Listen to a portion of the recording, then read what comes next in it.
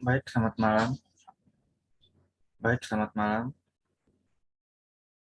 Pada kesempatan kali ini saya akan mempresentasikan tugas akuntansi keuangan menengah pertama, chapter 9.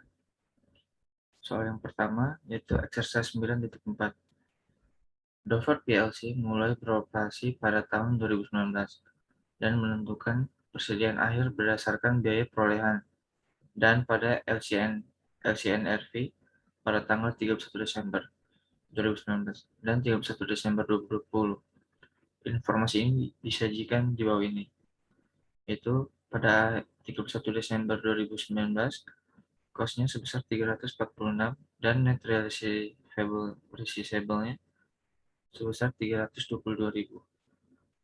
Kemudian pada 31 Desember 2020, cost-nya sebesar 410.000 US dollar dan net realizable net-nya sebesar 390.000. Pada soal ini kita diinstruksikan untuk yang pertama, buat ayat jurnal yang diperlukan pada tanggal 31 Desember 2019 dan 31 Desember 2020 dengan asumsi persediaan dicatat di LCNRV dan sistem persediaan perpetualan menggunakan metode harga pokok penjualan.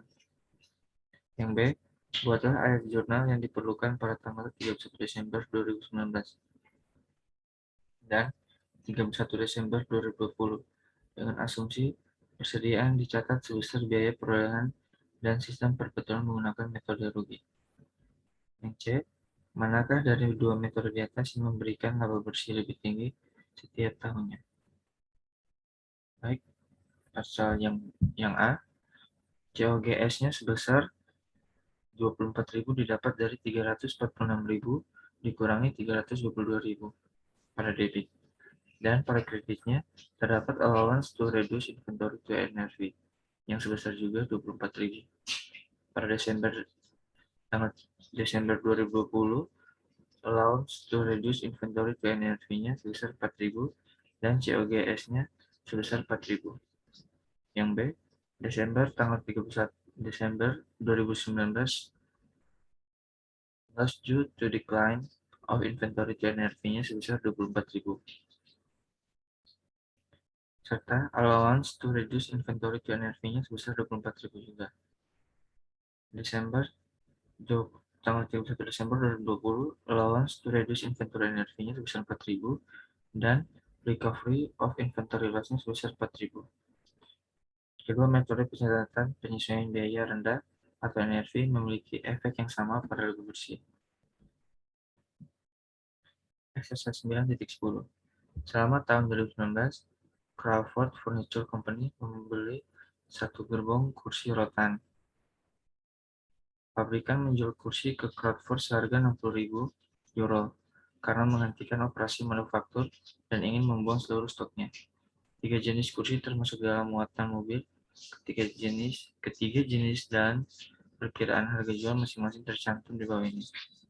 Itu ada lawn chairs yang berjumlah 400 unit yang masing-masingnya seharga 90 euro. Terus armchair sebanyak 300 yang masing-masing harganya 80 euro. Dan straight chairs yang sebanyak 800 yang masing-masing harganya 50. Selama tahun 2019, Crawford menjual 200 kursi santai, 100 kursi berlengan, dan 120 kursi lurus. Pasal ini kita diinstruksikan untuk berapa jumlah laba kotor yang direalisasikan selama tahun 2019 dan berapakah jumlah persediaan kursi lurus yang tidak terjual pada tanggal 31 Desember 2019.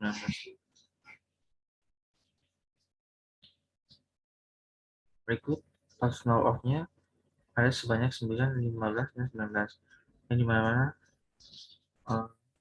harganya itu bertotalkan 3.000 euro, 4.000 euro, serta 2.000 euro. Sehingga total penjualannya pada lot nomor 9 sebesar sebanyak 27 euro, 60 euro, dan 38 euro. Sehingga totalnya sebanyak 125 euro. Price relatif salesnya sebanyak 27 euro dibagi 125 euro dikali 85 euro, sehingga cost lot allocated-nya sebesar 18.360. Price relativity yang kedua, 60.000 dibagi 125 euro dikali 85.000, sehingga cost to lot allocated-nya sebesar 40.800. Yang berikut, price relativity yang ketiga, itu 38.000 euro dibagi 125.000 euro dikali 85.000 euro, sehingga cost to lot allocated-nya sebesar 25.840 euro, sehingga total dari cost to lot allocated dari ketiga item tersebut sebesar 85.000 euro. Berikut cost per lot to number of lots atau cost allocated sebesar 2.040 euro, 2.720 euro, dan 1.360 euro. Berikut number of lot sold-nya.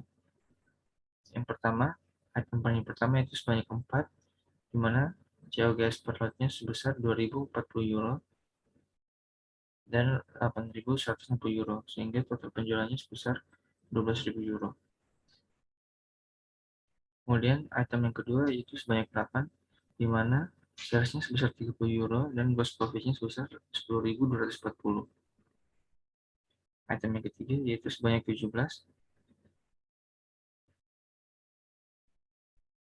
salesnya sebesar 34.000 dan gross profit-nya sebesar 10.880.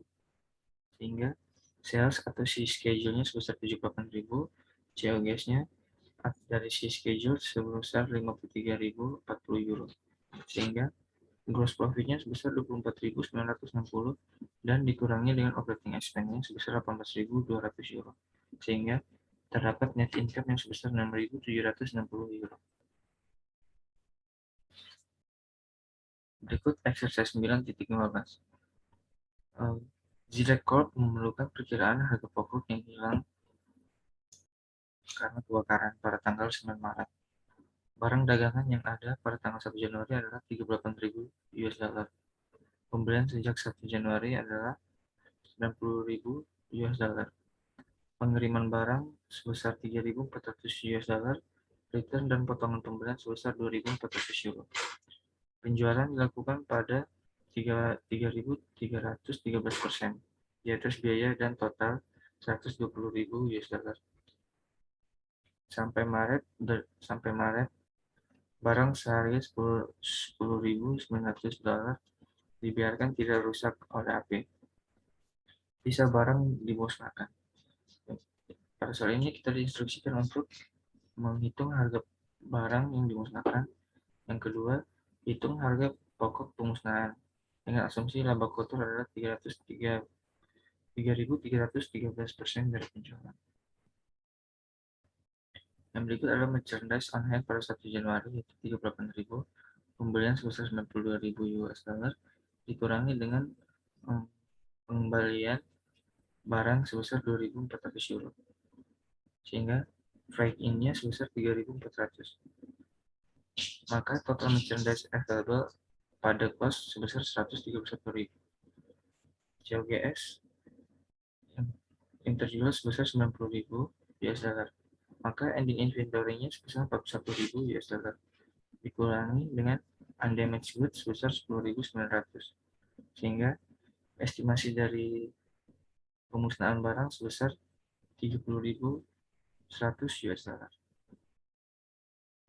Yang B, COGS sebesar 66 dibagi 2/3% dari penjualan yang sebesar 120.000 US dollar, maka totalnya sebesar 80.000 US dollar.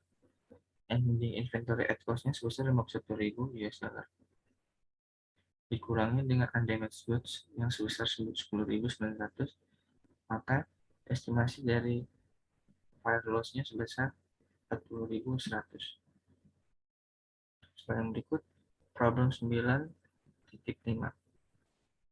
U Ltd kehilangan sebagian besar persediaan dalam kebakaran di bulan Desember, tepat sebelum persediaan fisik akhir tahun diambil. Catatan perusahaan mengungkapkan hal berikut.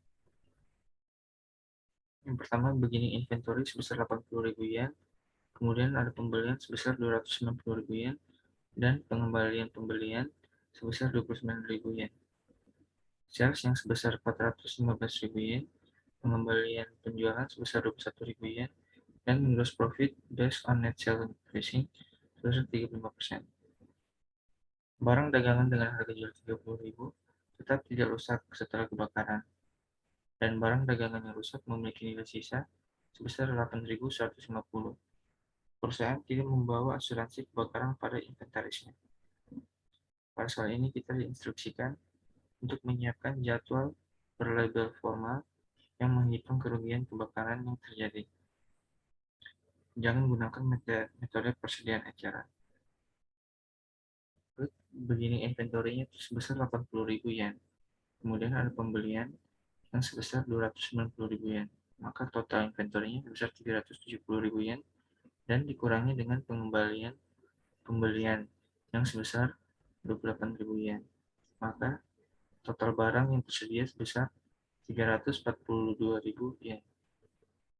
Kemudian ada penjualan yang sebesar 415 yen dikurangi dengan pengembalian penjualan yang sebesar 21.000 yen. Maka total penjualannya sebesar 394.000 yen. Dikurangi dengan gross profit, di mana yang sebesar 35% dari 394.000 yen, yaitu sebesar 137.900 yen.